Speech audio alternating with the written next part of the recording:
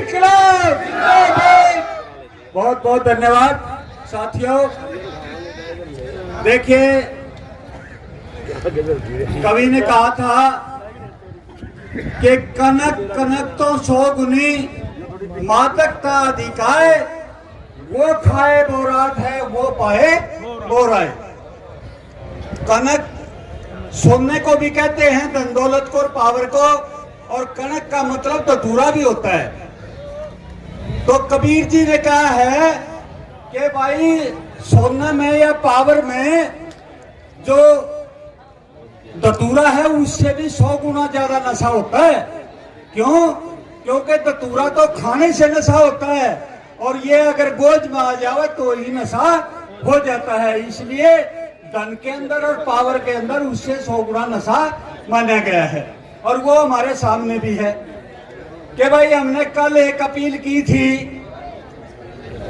हमारे माननीय दुष्यंत चौटाला जी से कि भाई हमने तो आशीर्वाद दे के जिस प्रकार ऋषि ने एक छोटी सी चूहिया को शेर बना दिया था, इसी प्रकार से हमने भी आपको माँ बेटा को एमएलए बना करके शीर्ष की कुर्सी पे पहुंचा दिया।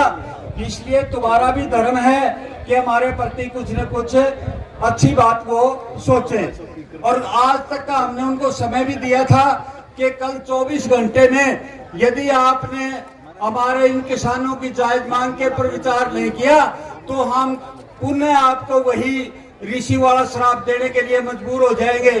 जिस प्रकार से चूहिया उस शेर बनी चूहिया उसको खाने के लिए दौड़ी थी, तो ऋषि ने कह दिया था पुनः उसी का भाव, तो हम भी वही बात कह देंगे।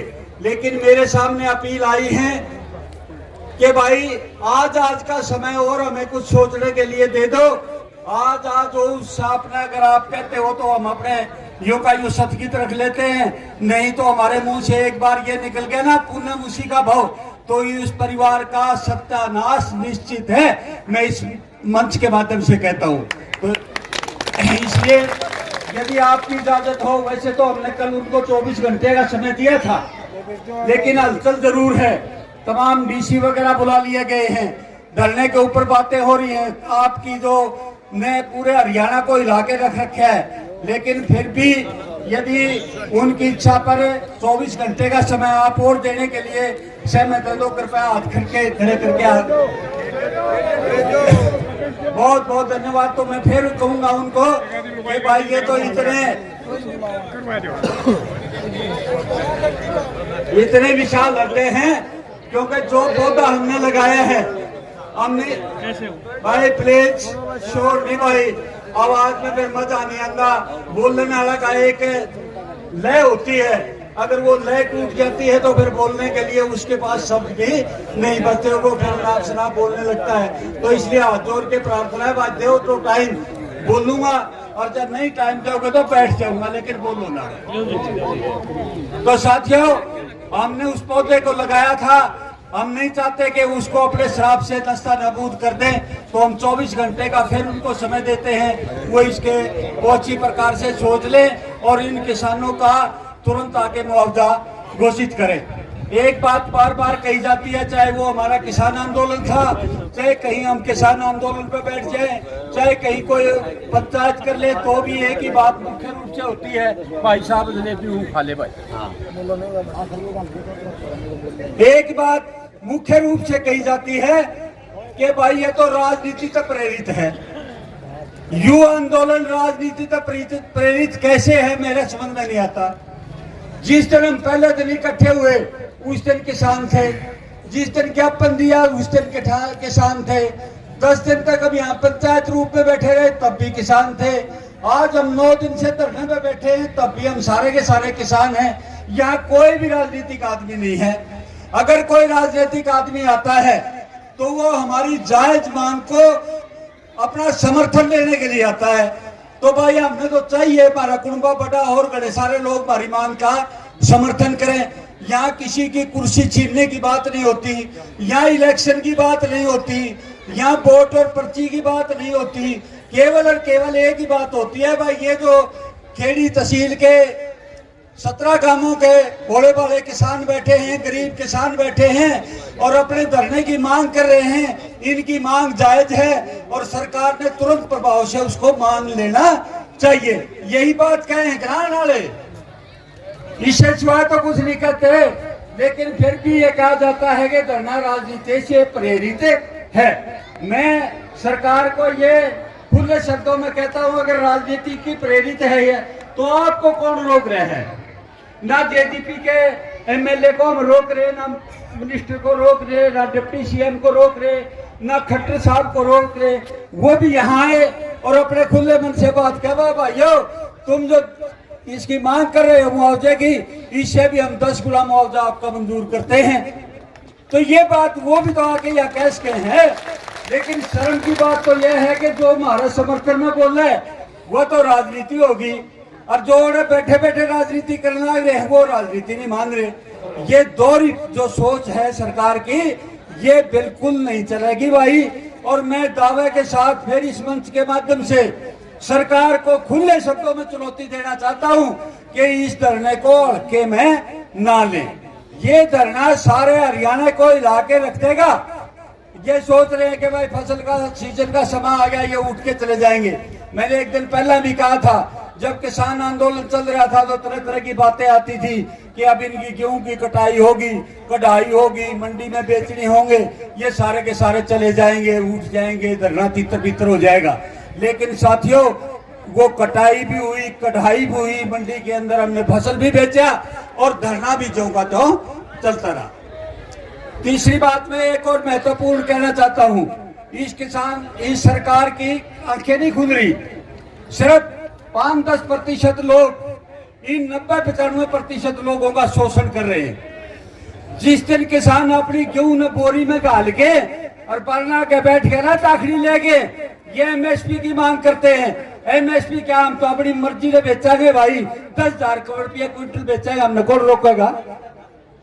आज कोई भी कारखाने के अंदर सुई से फाड़ी तक कोई भी चीज बनती है, उसका मूल्य वो निर्धारण करता है जो उसका उत्पादन करता है, जो उसको बढ़ाता है। लेकिन ये दुर्भाग्य की बात है कि हम एमएसपी के लिए भी सिर्फ 2,000 रुपए क्विंटल का हमारी गेहूं बिक जाए, इसी के लिए सरकार से अपील करते फिर रहे हैं। हमारी चीज है भाई। और अगर सरकार का यही रवैया रहा, इन किसानों को मुआवजा नहीं दिया गया, इन किसानों की जायज मांग नहीं सुनेगी, तो एक दिन वो दिन दूर नहीं है जिस दिन ये किसान अपने उत्पादन को खुद मंडी बना करके खुद अपने हाथों से बेचेगा और अपने मन चाही कीमत लेगा। तो उस दिन इनको सारे को खाने की रोटी नहीं है और पेट जो खाली रह जाएगा और भूखे मरेंगे। ये आज मैं चैलेंज करता हूँ इस बात को। और धीरे धीरे किसान में ये जागृति आ रही है। एक समय था 1 लीटर गाँव में आता था और गांव के 2 चौधरी पकड़ लिया, उन्होंने कह दिया चोर साहब समर्थन मन दे दो, वो कह दिया अरे भाई छोड़ो, मैं तो फलाना की वोट आया, और हम उसी आदमी को पर्चियां दे के बढ़ा देते थे।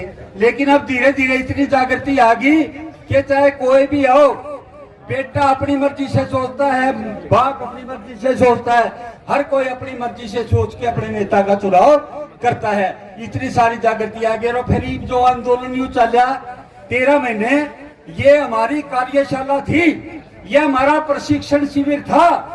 इसके अंदर हमने ये सीखा है कि भाई सरकार की आंख खोलने के लिए हमने कौन कौन से काम करने पड़ेंगे।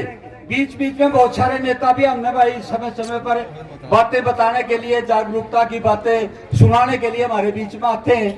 तो ये सारे की सारी बात जिस तरह हमने अपने दिल में बिठा ली और ये निर्णय कर लिया कि भाई हमें यही सोचेंगे जो हमने करना है, तो उसके बाद इस सरकार के पास कहीं पांव टेकने के लिए जगह नहीं है। रसिया के अंदर 1916 से पहले बहुत बुरा हाल था। वहां राजा को जार बोलते थे। वो जार इतनी मनमानी करता था पर पब्लिक मरो चाहे जियो उसकी कोई आंट नहीं। अपने महल के अंदर अपने परिवार के लिए, अपने रिश्तेदारों के लिए सुख दुख और खुशहाली वो चाहता था, और चाहे बर्निया मरो चिड़िया जियो, उसे कोई इससे लेना देना नहीं था। रसिया के अंदर क्रांति आई, लेनिन ने उसका नेतृत्व किया था। लेनिन 15 दिन से भूखा था। जब वो एक दिन किसी होटल में बैठा हुआ कुर्सी से गिर गया तो किसी ने पूछा था कि लेनिन साहब अब तो क्रांति आएगी, तो लेनिन ने कहा था कि क्रांति अभी दूर है। क्यों? क्योंकि अभी तो माताओं की चुच्ची का दूध नहीं सूखा है। क्रांति तब आती है, मरना मारना तब होता है जब माँ की दूधी का दूध भी सूख जाता है। तो ये लोग जो है ना हमारी माताओं की दूधी का दूध भी सुखाने के लिए जो प्रोग्राम बना रहे हैं, तो ये निश्चित रूप से वो दिन दूर नहीं है जिस प्रकार से रूस की जनता ने उस जार और उसके परिवार को जलते महल के अंदर पकड़ के फेंक दिया था। इसी प्रकार से ये जो दौड़े कुर्ते वाले हैं नहीं, जो हमारा मोल करते हैं वहां चंडीगढ़ और दिल्ली में बैठे बैठे, इनको ये लोग पांव और पांव पकड़ पकड़ के उस जलते महल के अंदर ना फेंक दे तो मुझे ये कहना ये क्या कह गया था। तो इसलिए साथियों, मैं पुण्य सरकार को खुले शब्दों से कहता हूं कि भाई भी कुछ नहीं बिगड़ा है। जब जागो तभी सवेरा। अब भी आप उठो और किसानों के बीच में आओ, और किसानों के बीच में आकर के जो इनकी जायज और सही मांग है, जो इनके आत्म सम्मान का सवाल है, जो इनकी रोजी रोटी का सवाल है, उसको आकर के खुले शब्दों में घोषणा करो। और जो इन्होंने हमारे साथ अन्याय किया है उनके खिलाफ कठोर कार्रवाई करो। यही मांग हमारी आज भी है और कल भी रहेगी। और जब तक ये पूरी नहीं होगी हम यूं के यूं डटे रहेंगे और डटे रहेंगे। एक बार फिर इनकलाब, इनकलाब, भाईचारा, भाईचारा, नारी शक्ति। बहुत बहुत धन्यवाद। जय हिंद।